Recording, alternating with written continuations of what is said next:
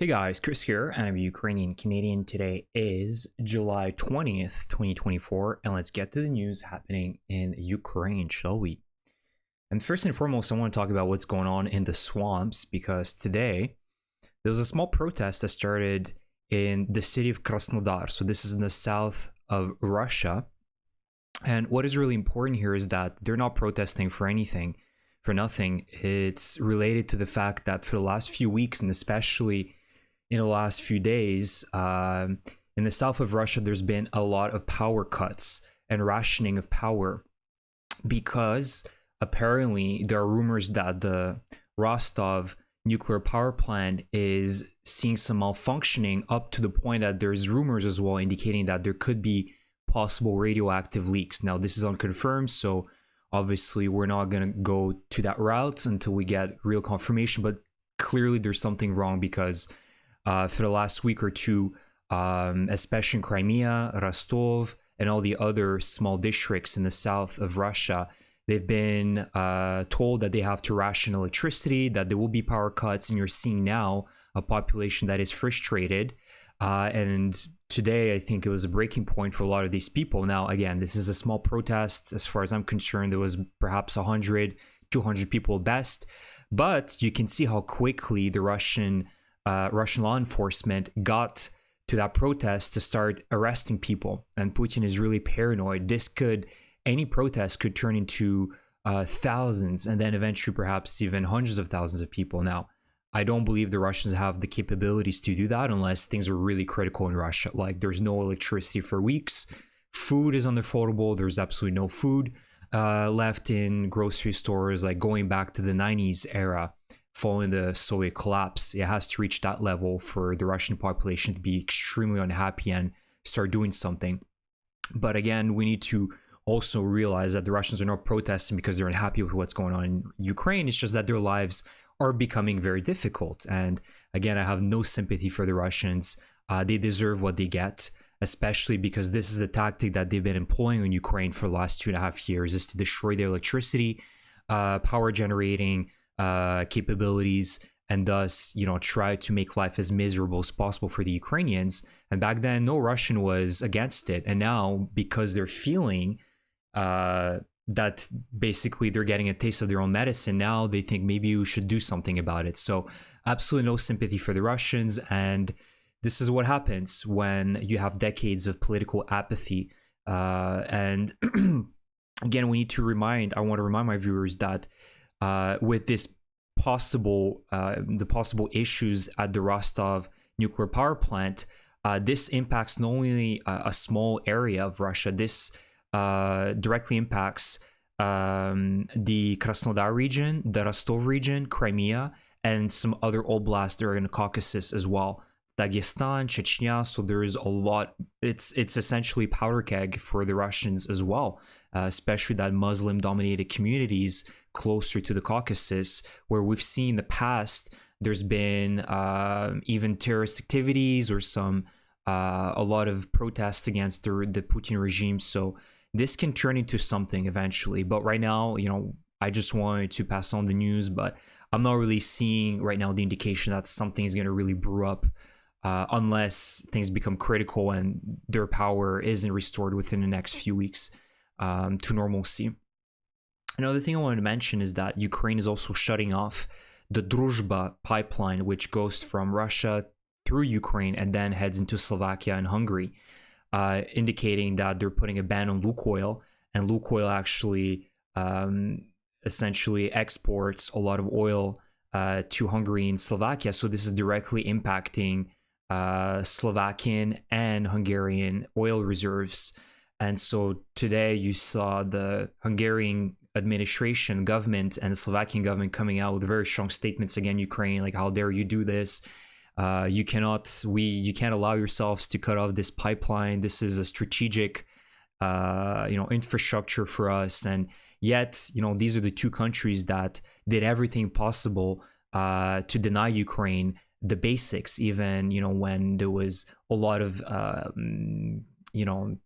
decisions being taken whether Ukraine should be receiving financial packages from the EU, some other type of policies that were pro-Ukrainian. Hungary and Slovakia were the first ones to always try to deny and block Ukraine from getting that vital assistance from Europe. So I don't feel bad for them, and this is a very important geopolitical lever for Ukraine. So very good move by Ukraine. And again, I think that this is a message by Zelenskyy. Okay, so you're doing this to us. Well, we can also have some levers that we can activate, and then we'll see, what kind of compromise we can find. So I don't think this is going to be long term, but this is just a message by Zelensky's administration that we have levers, and so don't try to push your luck too much. So overall, things are looking good. We're seeing that the Russians are starting to feel literally the heat because they can't cool down their apartments, literally in the south. And this is good news for Ukraine because this is what you were expecting to see happen in the first few years of this war. But Ukraine was denied to strike on Russia. And now that Ukraine has its own capabilities of doing so, striking substations, transformers, perhaps other important infrastructure in Russia, you're seeing that their lives are becoming more and more miserable, not only with electricity, but the oil refineries, other plants. So this is really good news overall. Now, next news is overnight, the Ukrainians struck yet again a very important airfield in Rostov, and this is the Milorovo Airfield. And this one is very close to the border with Ukraine. However, due to the large buffer zone that the Russians managed to create by illegally capturing a bunch of Ukrainian territory in Luhansk, this is about 200 kilometers away from the front lines. So the Russians still profit a lot from flying and not worrying about Ukrainians striking them with ATACMS in that specific region. So the Ukrainians, what they did is that they launched a bunch of drones. The Russian authorities claim that there was about 30 Ukrainian drones, and of course they were all shut down according to the Russians, but locals mentioned that they heard 16 explosions around the airfield, so definitely something was struck. So again, we don't have the details of what exactly the Ukrainians managed to destroy, but I think it's a combination of, again, command centers, of course, air defense systems, jet fighters that were present. It's very important because this airfield is so close to Luhansk that the Russians are definitely flying Su-25s, Su-34s, and 35s and dropping those glide bombs and other missiles on Ukrainian positions. So this is a very strategic strike by Ukraine, and I'm looking forward to see the outcome of this attack in the next few days, if we will get some pictures and satellite images of the aftermath. So overall, really good news. And last but not least, I want to talk about Trump because Zelenskyy and Trump had a conversation, I believe it was either yesterday evening or today. And so both sides mentioned that the call was really good, it was positive. And again, I want to reiterate to my viewers that I do not like Trump. I don't support him. And I would want to see the Democratic Party win the US elections. That's my personal opinion. Yours may vary. But we know, again, that one of the reasons why is because we know that Trump, I don't believe, is the ideal candidate for Ukraine in helping Ukraine succeed, considering his past statements and actions, right? We know that. And this is why I worry with Trump, because he can be a very destabilizing factor. We don't know, but it seems to be heading that way.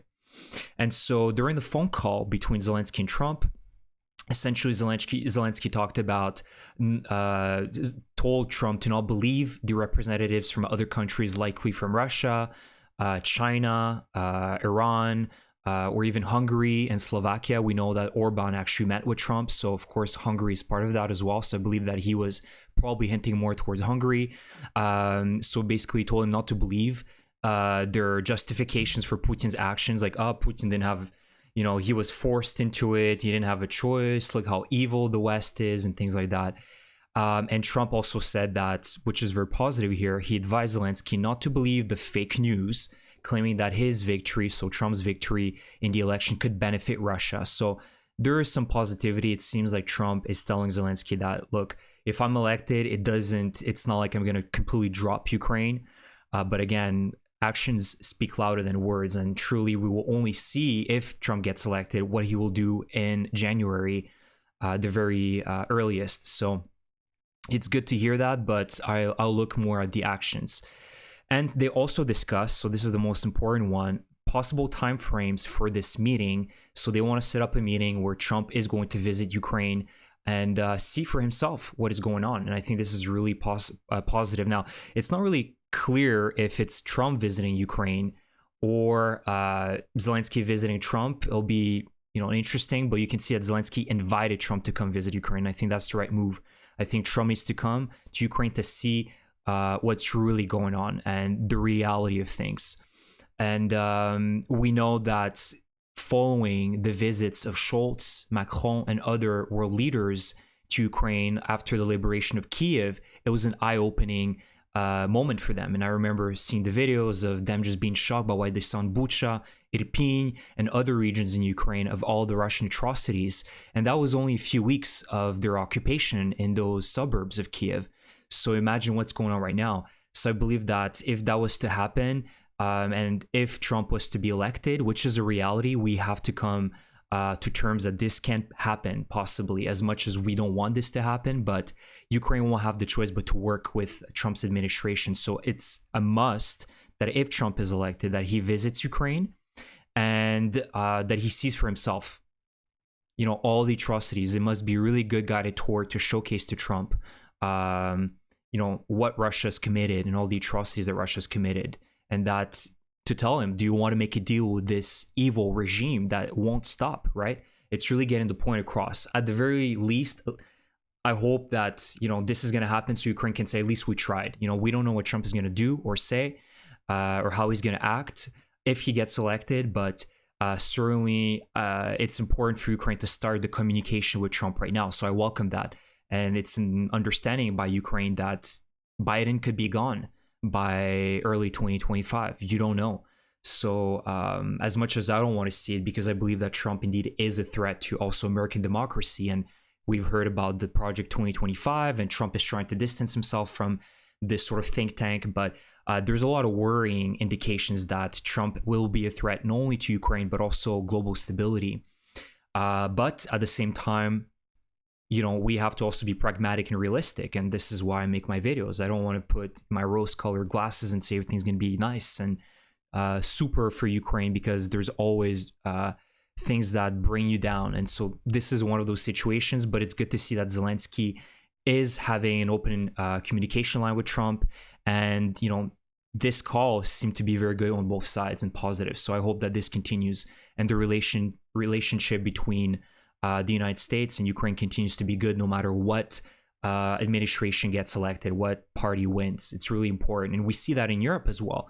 When with the UK, you've had so many different government changes in the last 2-3 years, right? From Boris Johnson to Liz Truss and Rishi Sunak, and then I believe Stramer is the new one. I apologize if I didn't say his name correctly.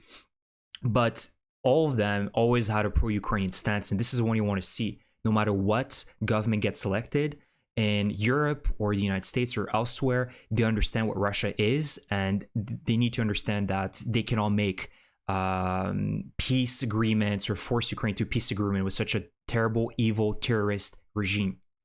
So that's the video for today, guys. I hope you enjoy my update. Again, let me know what you think about the conversation between Zelensky and Trump and your thoughts about the possibility of Trump being elected. Again, we know that with what happened last weekend, this definitely helped Trump. The assassination attempt has definitely emboldened the ones that are undecided for which party they're going to be voting, and it could sway a lot of those people that have a difficulty of deciding which candidate they're going to vote for. It could sway them towards Trump. So unfortunately, this is a reality. So let me know what you guys think about this phone call, and I will see you guys in the next one. Thank you so much, and Slava Ukraini.